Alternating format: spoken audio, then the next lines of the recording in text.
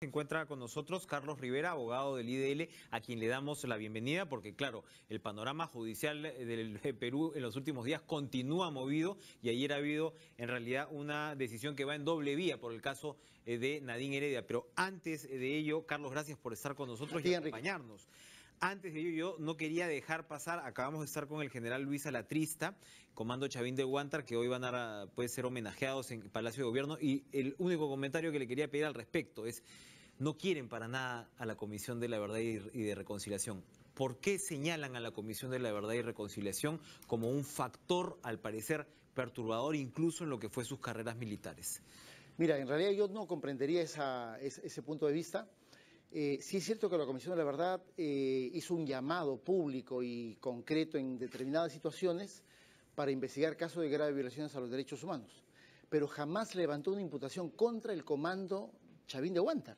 Lo que la CBR señala es la existencia de un crimen, que es el crimen de Tito. Pero además creo que el tiempo y los hechos judiciales corroboraron lo que dijo la CBR. La sentencia del Poder Judicial de Perú del año 2012, corroborada por la Corte Suprema de Justicia el año siguiente, determina que Tito fue asesinado. Y por lo tanto aquí me parece que hay que un poco desempolvarnos de prejuicio respecto de la Comisión de la Verdad, porque me parece que el hecho de que el Poder Judicial haya tenido la posibilidad de corroborar y luego una sentencia de la Corte Interamericana se ha emitido en esa misma dirección, en realidad da cuenta de que los hechos ocurrieron y que en realidad no podemos vivir en un país sin duda, pero hubo una especie de direccionamiento político con respecto a los comandos. Por ejemplo, mira, el general Alatrista nos decía, él fue pasado al retiro 7 años antes de lo que habría sido pues un fin natural, vamos a decirlo así, de su carrera. No tengo bien... El general Williams sí continuó, por ejemplo. Sí, sí, ¿no? Él fue inclusive presidente del Comando Conjunto, él fue el representante de la Junta Interamericana de Defensa. Dirigió la operación. Me parece que eso también es un dato inexacto, porque en realidad acá se ha hablado mucho de que los comandos han estado judicializados todo el tiempo. En realidad eso no es cierto. El único momento en el que los comandos han estado todos judicializados es en el fuero militar. Y en el fuero militar todos fueron exculpados. Bueno, finalmente, como le decía el general Alatrista, independientemente de las posiciones políticas, creo que lo que tiene que quedar en claro es un gesto de agradecimiento, ¿no? Ante la labor que tuvieron los comandos Chavín de Huántar. Vamos a cambiar de tema, Carlos, porque nos ha sorprendido esta especie de decisión judicial con Nadine Heredia, ¿no? Que cuando apenas nos estamos terminando de enterar que le daban permiso para salir fuera del país, de ahí nos enterábamos que en el otro proceso las agendas no eran invalidadas. Así es. Lo primero que a uno le llama la atención, yo sé que son varios procesos, pero ya estamos viendo, me parece que ya se ven las consecuencias, y esto se repite en muchos casos en el tema Odebrecht, incluso en el caso Toledo, Ecoteva, Odebrecht, que están irremediablemente pues ligados. Es el mismo caso, finalmente. Estamos viendo ahora también una suerte de descoordinación en la estrategia por parte de quién. Mira, sobre el caso Heredia, ¿no es cierto? Heredia tiene un caso que ha sido, digamos, tempranamente judicializado, pero sobre el cual me parece que el paso del tiempo y lo que ha hecho ayer ganar a Nadine Heredia una suerte de un round, ¿no es cierto? Que es el round de la... Es un portazo, sin duda, la posibilidad para ella de salir del país, porque quería asumir su puesto en la FAO. Exactamente. ¿No? Pero yo diría que es el paso del tiempo el que ha jugado a favor de Nadine Heredia, pero también creo que de alguna manera la inacción del Ministerio Público. La pregunta sería, si hay un caso tan redondo contra Nadine Heredia y contra Ollanta, ¿por qué no se presenta acusación?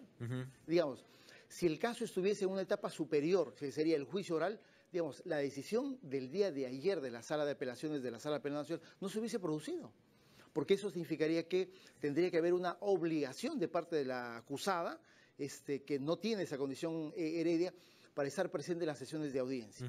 Pero mientras eso no ocurra y mientras tengamos largos lapsos de tiempo sin que haya una actividad de carácter investigatoria o alguna actividad probatoria que requiera y exija la presencia de Nadine Heredia para corroborar algunos elementos de información que están siendo incorporados por la Fiscalía, bueno, se va a correr ese riesgo. Entiendo yo que en el caso por el cual le han levantado las restricciones, las últimas declaraciones que le piden a ella son hace más de un año. Exactamente. O sea, la última vez que se sienta a declarar con el fiscal. yo entiendo ese retraso de parte de la Fiscalía y quienes, los periodistas que siguen casos, pues a veces efectivamente en el mismo caso Ecoteva en su momento se han dado pues unos retrasos bastante notorios. Pero yo le pregunto, Carlos, por ejemplo, si estamos donde estamos parados, donde hay una acusación más que seria, por el lado del presidente de Odebrecht, por el lado del que fue el ejecutivo principal de Odebrecht, que dicen, bueno, nosotros le dimos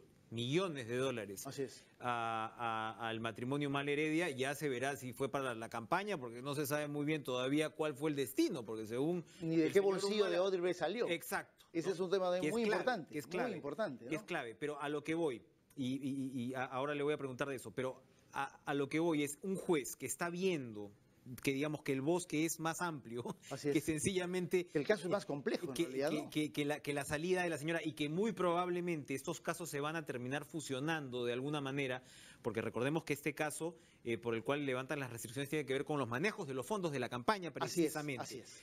¿No puede haber un poco más de sentido común del juez en ese caso? Mira, sin quitarle la responsabilidad a la Fiscalía. En realidad, para el juez o para un tribunal de apelaciones, yo creo que hay una posición bastante limitada, ¿no? Porque hay que entender que, me parece que inclusive el testimonio de Barata y mucho más el testimonio de Marcelo Odebrecht no han sido incorporados en el caso. Ya. Por lo tanto, tenemos el juez se remite al expediente. Sí, el universo sobre el que opera el juez es el expediente que... En realidad sería un poco peligroso que el juez resuelva sobre los datos periodísticos, por más que esas declaraciones seguramente en algunas semanas van a ahondar el material probatorio que va a tener la Fiscalía de Juárez Atoche. Esto es una persecución política. Se están sirviendo de los insumos. Sería muy peligroso y además les terminas dando un arma de batalla a la defensa de Daniel Heredia sin precedentes y prácticamente con eso podrías malograr de manera definitiva en el caso. ¿Las agendas han sido validadas? Sí. Lo que tú mencionas creo que me ayuda a completar una idea. Hay dos caminos que avanzan de manera contemporánea, ¿no? El camino de las medidas de restricción y el camino de la actividad probatoria de un proceso judicial. El impedimento es una medida de restricción. Daniel Heredia decidió desde el momento que se dictó esa medida en su contra aportarse como una ciudadana ejemplar. El tiempo ha ganado a favor de ella, exactamente, su control biométrico, seguramente su informe al juzgado, y el hecho de que no ha sido requerida para ninguna corroboración o alguna actividad probatoria durante la investigación. Eso ha jugado a favor de ella. Pero por el bien del caso, Carlos, finalmente yo creo que Nadine Heredia debería quedarse en el país. Sin duda, mientras se va desarrollando. Ella no tiene ninguna restricción. Por el lado del otro caso, el fiscal Castro es el que ve el tema del pago de Odebrecht. No, este caso lo ve Juárez Atoche porque es un caso, recuerda, por lavado de activos solamente. ¿No es cierto? Por lavado de activos. ¿Se le podría aplicar medidas restrictivas por el otro lado? No. Podría ser. El asunto que en ese momento la investigación más avanzada que hay contra Humala y Heredia es el caso de lavado de activos, de los aportes de campaña y sobre lo cual ya Barata y Odebrecht han hecho declaraciones, pero que no están incorporadas debidamente. No están incorporadas, a la investigación, pero como decíamos, si se comprueba, si salta pues la liebre en la contabilidad de Odebrecht, que del Departamento de Operaciones Estructuradas salieron estos 3 millones de dólares en efectivo, y esto se suma a los testimonios que ya conocemos, ahí se complica la vida de los Humala Heredia, obviamente, en el sentido que el lavado de activos ya se va configurando. Exactamente. Que hay un fondo, un origen ilícito, porque este era un departamento de coimas. Exactamente, y era un dinero sucio. Yo creo que eso es lo verdaderamente importante del caso. Por eso, más allá de que ayer aparentemente hayan como que una victoria y una derrota en Heredia, yo me quedo con el tema de las agendas, porque el tema de las agendas es lo que va a resolver el caso. No si Nadine Heredia tiene o no impedimento de salida, porque además ese tipo de medidas son temporales. Sí es importante el tema de las agendas por varias razones, Enrique. Uno, primero, porque hay que recordar, las agendas es un documento y por lo tanto está incorporada como prueba documental en la investigación. Segundo, las agendas dieron origen a la investigación, ¿no es cierto? El caso se arma sobre la base del dato de las agendas. Tercero, y hay informaciones que han ido corroborando la información que contienen las agendas. Y es probable que las declaraciones de dos personajes fundamentales, yo diría inclusive tres, contando al famoso italiano, ¿no es cierto?, Palucci, las declaraciones de Barata y de Marcelo Odebrecht dan cuenta de que hay elementos de prueba que corroboran esos elementos indiciarios que tenía la Fiscalía. En ese sentido, me parece que ha hecho bien el juez Concepción Carhuancho, en el sentido de no validar la tesis de que hay una suerte de prueba prohibida, prueba ilegal, porque supuestamente ellos no han sido los que han incorporado esos documentos, sino terceras personas. Así es.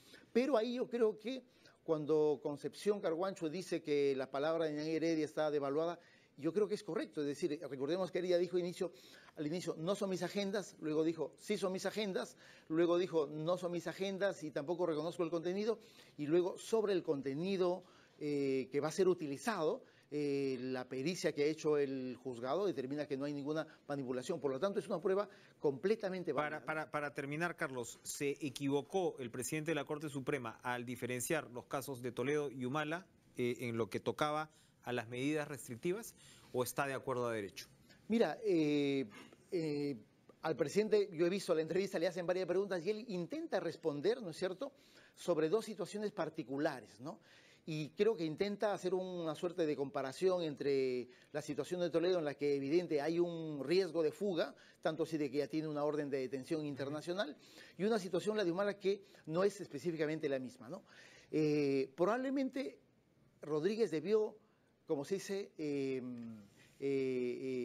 hacer un comentario menos intenso del que hizo, ¿no es cierto? Porque finalmente eso sí ha dado pie, además en la víspera de la decisión del caso de Nadine Heredia, ha dado pie a que se interprete de que hay una suerte de injerencia indebida.